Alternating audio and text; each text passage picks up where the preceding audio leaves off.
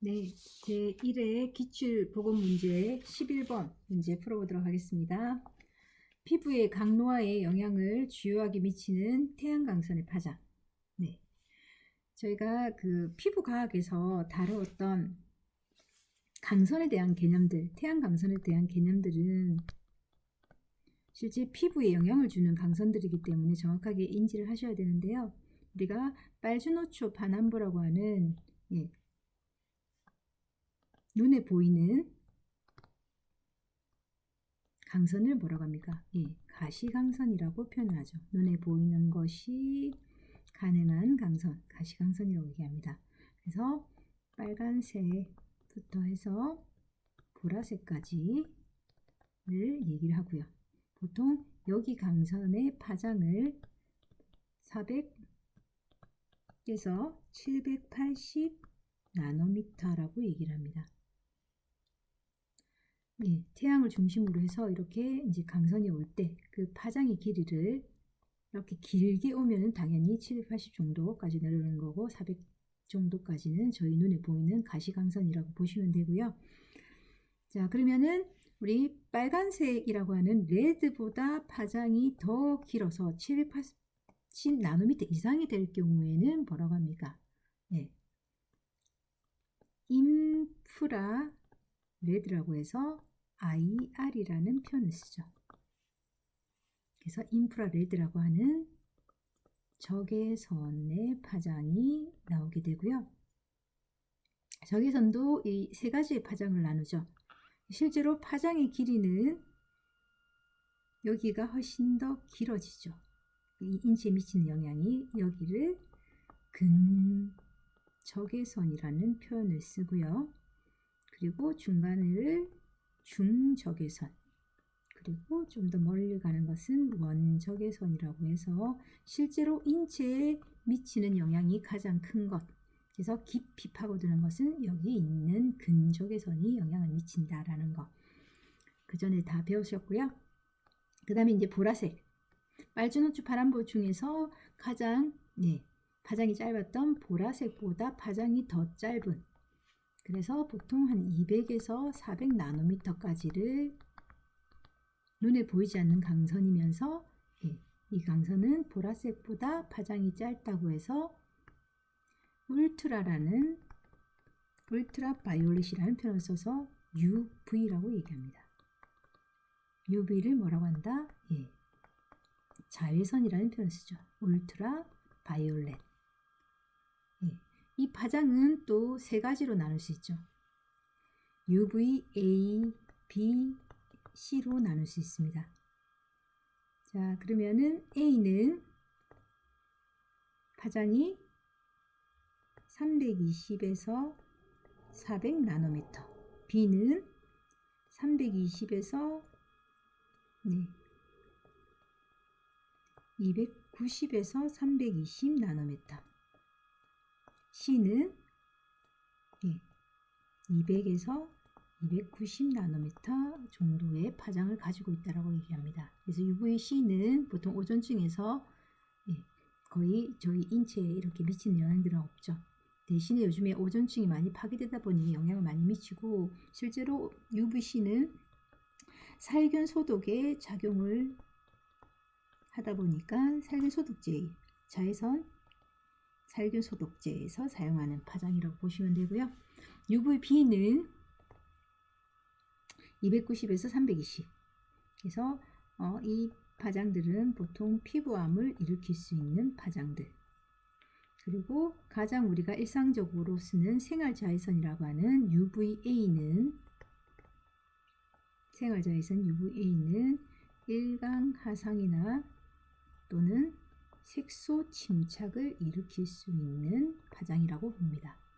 그래서 우리가 인체에서 가장 많은 영향을 받는 것은 UVA입니다. 그러면은 여기서 가장 주요하게 영향을 미칠 수 있는 파장, 어떤 파장이 될까요?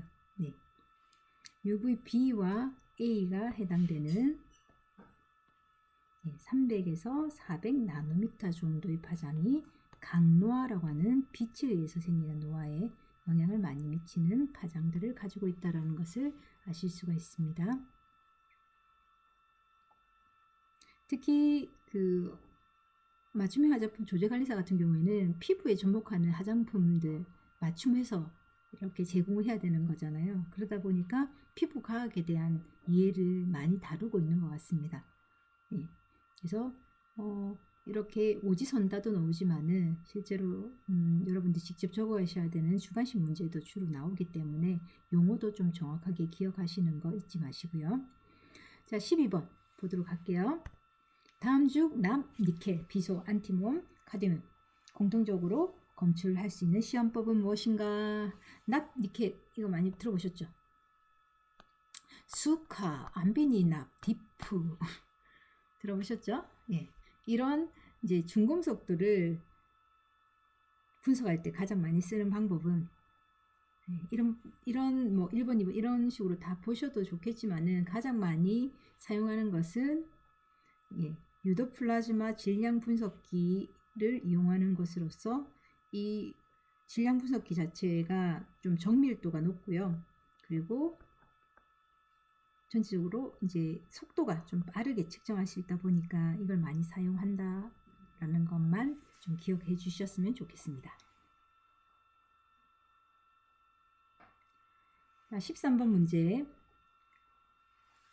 다음은 화장품 표시 광고에 대한 준수사항이다. 잘못된 것은 화장품 표시 광고에 대한 부분들은 또 법 규정을 여러분들이 한번 보셔야 되겠죠?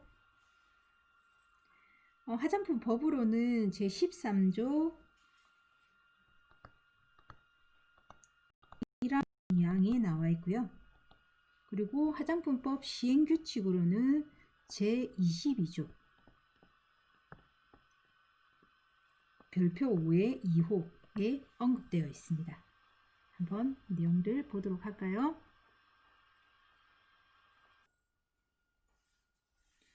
화장품법 13조 1항과 2항에 보시면은 부당한 표시 광고 행위에 대한 금지 내용들 나와 있죠. 그리고 화장품법 시행규칙으로 들어가시면은 시행규칙 내에 표시 광고의 범위 내용이 나와 있습니다. 여기서 찾으셔도 되고 이렇게 드래그해서 보셔도 되고요.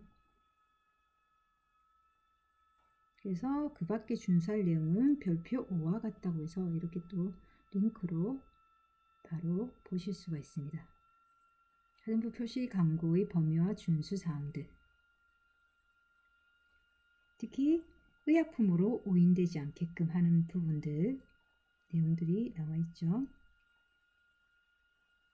자, 이 내용들은 여러분들이 실제적으로 다 읽어보시고, 저는 시간 관계상 이렇게 읽지는 않겠지만은 여러분들이 직접 읽어보시면서 문제를 풀어보시는 거 꼭 필요합니다. 그래서 잘못된 것은 무엇일까요?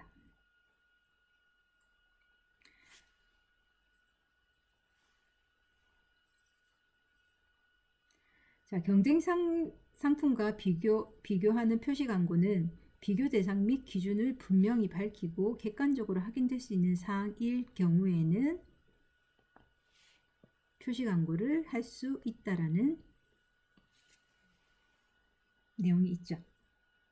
준수 사항에서 한번 챙겨보시고 나머지 4번 베타성 띈 부분들 이런 부분들은 직접 여러분들이 문제를 풀어보시면 좋을 것 같습니다.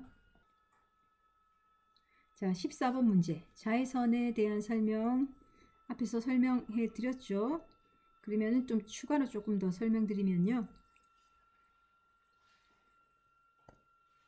UVC는 파장이 200에서 290 나노미터 사이에 있는 자외선이라고 말씀을 드렸었죠. 자, 그리고 자외선 차단 지수라고 하는 Sun Protection Factor라고 하는 자외선 차단 지수는 SPF라고 표현을 합니다. 그래서 이거는 주로 최소 홍반량을 구하는 값으로 이루어져 있죠. 최소 홍반량은 보통 UVB를 사람의 피부에 조사한 후에 홍반을 나타낼 수 있는 최소한의 자외선 조사량을 얘기합니다. 예. 그래서 SPF를 구할 때 우리는 보통 UVB에 차단하는 목적으로 쓴다라고 얘기하고요. 그러면은 UVA라고 하는 것을 차단할 때는 뭐라고 쓰나요? 예, Protection A라고 해서 PA라는 표현을 쓰죠. 그래서 PA 플러스 이런 식으로 사용을 하죠. 그리고 자외선 차단 지수는 자외선 차단 제품을 도포하여 얻은 최소 홍반량을 자외선 차단 제품을 도포하지 않고 얻은 최소 홍반량으로 나눈 값이다. 맞죠? 그래서 SPF 같은 경우에는 UVB를 UVA는 PA라는 지수를 써서 표시를 하죠. 그래서 보통 SPF 같은 경우에는 30이면은 곱하기 10을 해서 이것을 300분 동안 사용할 수 있다라고 표현을 합니다. 예, 이걸 시간으로 나누면은 5시간 정도 SPF 30 정도는 한 5시간 정도는 차단이 가능하다라고 얘기를 하고요.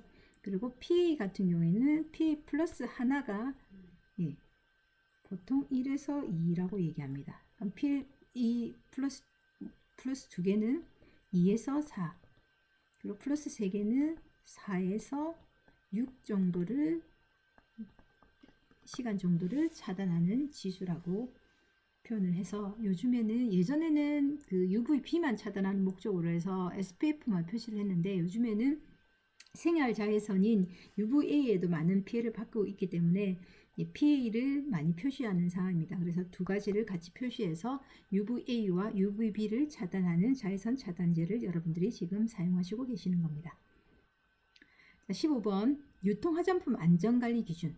특히 여기서 문제가 아주 많이 나올 수 있다라고 봅니다. 왜냐하면은 맞춤형 화장품 자체가 유통 화장품의 안전관리 기준을 꼭 준수해야만이 어떤 문제가 생기지 않게끔 할 수 있기 때문에 유통 화장품 안전관리 기준은 여러분들이 꼭 기억하셔야 될 내용입니다. 자, 그러면은 유통 화장품의 안전관리 기준에 대해서 이것도 법에 표시되어 있죠. 한번 보도록 할까요?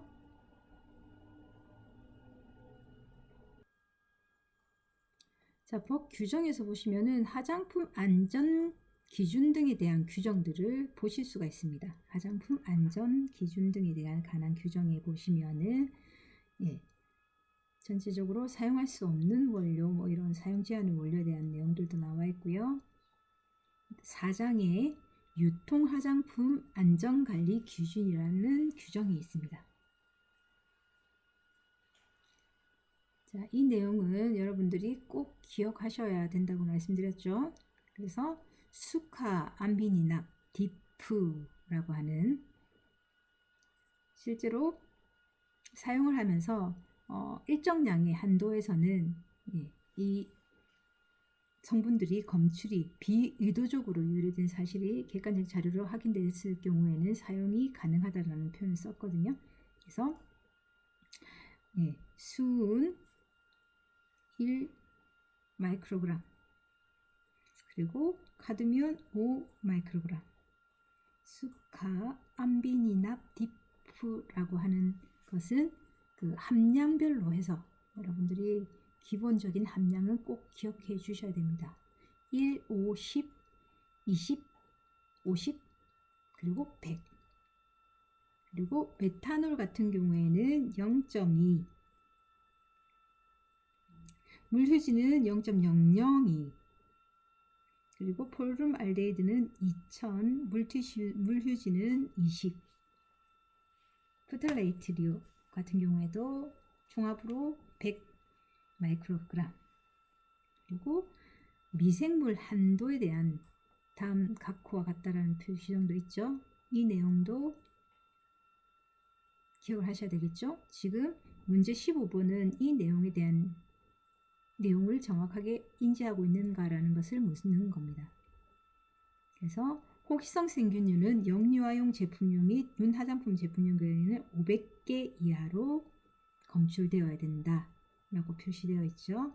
그리고 물휴지는 세균 진균수가 100개 이하, 기타 화장품은 1000개 이하, 대장균 그리고 농농균, 항생포도상구균은 불검출되어야 된다는 거.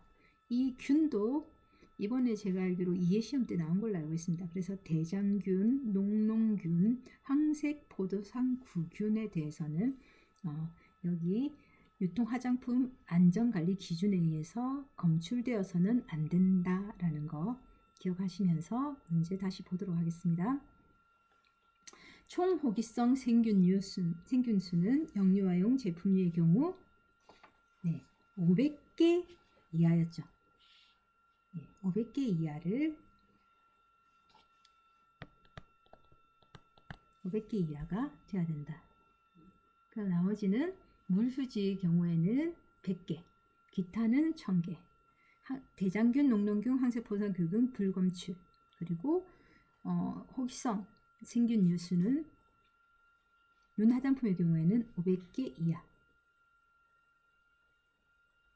발견되면 된다라는 거 꼭 기억하시고요. 그래서 답은 1번이다. 되셨죠? 자, 16번 문제 보도록 하겠습니다.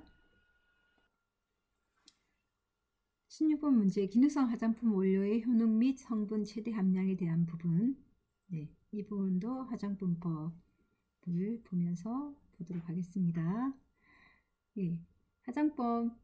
화장품법 행정규칙 내에서 보시면요, 기능성 화장품 심사에 대한 규정이 법 규정으로 나와 있습니다. 기능성 화장품 심사에 대한 규정, 여기 이 법 내용에서 보시면은 별표 4에 자료 제출이 생략되는 기능성 화장품 등의 내용이 있죠. 이 내용을 한번 보도록 할게요. 자료 제출이 생략되는 기능성 화장품의 종류에서 실제로 아래 있는 성분들의 함량을 지켰을 경우에는 자료 제출이 생략된다라고 해서 피부를 곱게 태우거나 자외선으로부터 피부를 보호하는 데 도움을 주는 제품에 대한 성분 및 함량에 대한 내용들이 자세하게 나와 있습니다. 자, 옥토크릴렌 10%죠.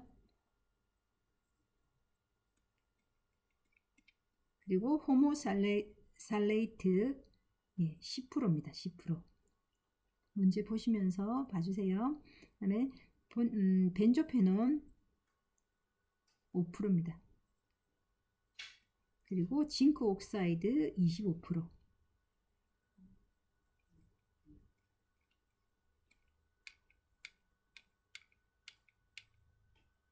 그 다음에 에칠 헥시메톡시 신나메이트 7.5%죠. 자, 이것은 피부를 곱게 태우는 자외선으로부터 피부를 보호하는 데 도움을 주는 제품의 성분 및 함량에 대한 내용입니다. 자, 문제에서 이 내용들 다 나와 있죠. 그래서 이 함량은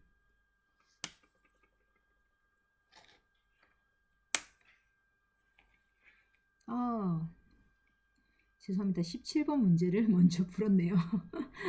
17번 문제 먼저 풀도록 할게요. 기능성 화장품의 원료와 성분의 함량 올바른 거. 옥토크릴렌 10% 맞습니다. 호모살리시에트 몇 프로였죠? 10%였죠. 벤조페논 5%, 징크 옥사이드 25%, 그 다음에 에틸헥시메톡시 신나메이트 7.5%였다는 거. 그래서 답은 1번 옥토크릴렌 10%. 이거는 정말 어쩔 수 없이 이 함량들은 여러분들이 외우실 수밖에 없습니다. 하지만은 문제 자체가 엄청 10% 20% 이렇게 비중을 차지하는 부분은 아니기 때문에 좀 이렇게 이제 기능성 화장품 중에서도 미백이 효과적인 거, 그 다음에 이제 그 주름에 효과적인 또는 뭐 탈모 효과적인 거 아니면 여드름에 효과적인 이런 원료들에 대해서는 정확하게 기억하시되 예, 저 같으면은 자외선 차단제는 이 정도까지만 기억하면 되지 않을까라고 생각을 합니다. 자, 16번 문제 기능성 화장품 원료의 효능 및 성분 최대 함량에 대한 내용들 이것 또한 예, 별표 4 내용에 보시면은 피부 주름에 개선되는 거, 그 다음에 여기 보시면은 미백에 효과적인 거. 일단 먼저 보도록 할게요. 미백에 효과적인 거, 당나무 추출물 2%, 알부틴, 에칠 아스코르빌 에텔, 그래서 2%, 유용성 감초 추출물, 아스코빌 글루코사이드 2%, 마그네슘 아스코빌 포스페이트 3%, 나이아신 아마이드 2에서 5%, 알파 비사볼 0.5%, 아스코빌 테트라소 팔미테이트 2%. 이렇게 함량과 성분을 같이 외워주시면 좋고요. 혹여나 함량을 조금 헷갈려 하실 경우에는 적어도 이 성분들이 미백에 효과적이라는 부분들은 좀 구분해서 외울 수 있을 정도는 계속 보셔야 됩니다. 세 번째 보시면은 주름 개선에 도움을 주는 제품의 성분 및 함량. 레티놀, 레티닐 팔미테이트, 아데노신, 폴리에톡실레이티드 레틴 아마이드. 이런 성분들도 주름 개선에 효과적이라는 거 좀 기억하시면 좋고요. 산화제 부분과 그리고 특히 이제 산화제는 페닐렌 디아민 성분들이 이렇게 잘 나와 있죠. 한번 보시면 될 것 같고요. 그리고 제일 마지막에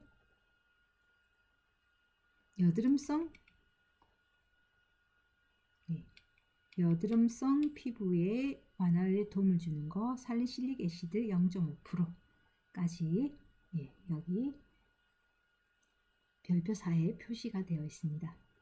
한번 꼭 보시기 바랍니다. 그러면은 여드름성 피부 완화에 살리실릭 애시드 몇 프로였죠? 네, 방금 0.5%라는 거 보시고 오셨습니다.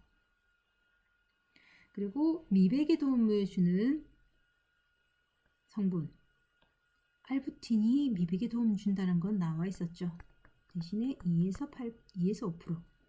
그리고 주름 완화에서는 아데노신이 0.04%. 그래서 옳은 것은 3번이고요. 채모 제거에서는 주로 많이 썼던 게 치오글리콜산이라는 성분을 많이 썼습니다. 그래서 치오글리콜산 80%라고 하는 성분들이 채모 제거에 주로 사용이 되고요. 이것은 보통 3에서 4.5% 정도의 함량을 가지면 된다. 그리고 미백에 도움되는 알파 비사볼도 미백에 도움은 되지만은 프로테지가 좀 많이 여기 높게 표시되어 있는데 0.5% 정도다라는 거. 그래서 16번의 답은 3번.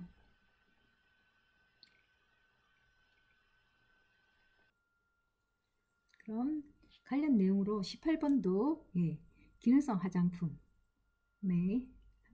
한 종류인 탈모 증상 완화에 도움을 주는 원료에 대한 부분들을 보도록 할게요. 탈모 증상 완화에 도움을 주는 원료로는 가장 많이 쓰는 게 덱스판테논, 보통 0.2% 정도를 쓰게 되고요. 복합체로 쓴다면은 0.5% 정도 사용을 하고, 징크 프리촌, 이것도 탈모 증상 완화에 도움이 됩니다. 보통 2% 정도, 2.0% 정도 나이 되죠. 엘멘톨, 이것도 0.3% 정도일 때 탈모 증상 완화에 도움을 주는 원료라고 얘기합니다. 비오틴 0.06%. 정도일 경우에 탈모 완화에 도움을 주는데 지오글리콜산이라고 80%는 어디에 아까 썼었죠? 예, 채모 제거할 때 썼었죠. 그래서 해당되지 않는다. 답은 2번. 다음 19번 문제. 점토를 원료로 사용한 분말 제품은 지금 56g 이하의 검출 한도에서 해당하는 원료는 이라고 되어 있죠. 이것은 어디 나와 있었나요? 예, 유성 화장품 안전관리 기준에 나와 있었죠. 다시 한번 보도록 하겠습니다. 예, 행정규칙 화장품 안전기준 등에 대한 규정에서 보시면요. 제4장 유통화장품 안전관리 기준에서 납에 대한 수카아미니납 디프라고 하는 납에서 점토를 원료로 사용한 분말의 경우에는 50 마이크로그램 그리고 그 밖의 제품에는 20 마이크로그램 라는 표현을 썼었죠. 그래서 19번에 문제에서 점토 해당할 원료는 수카암빈납 납에 해당되고요. 18번, 20번 문제도 카드뮴, 수카암비니납, 수카잖아요. 수은 1 마이크로그램, 카드뮴 5 마이크로그램, 암비니납, 디프 이렇게 표시되어 있었죠. 그래서 5 여기서 빠져 있네요. 마이크로그램 이하로 비의도적 검출 허용 한도로 규정을 하고 있다.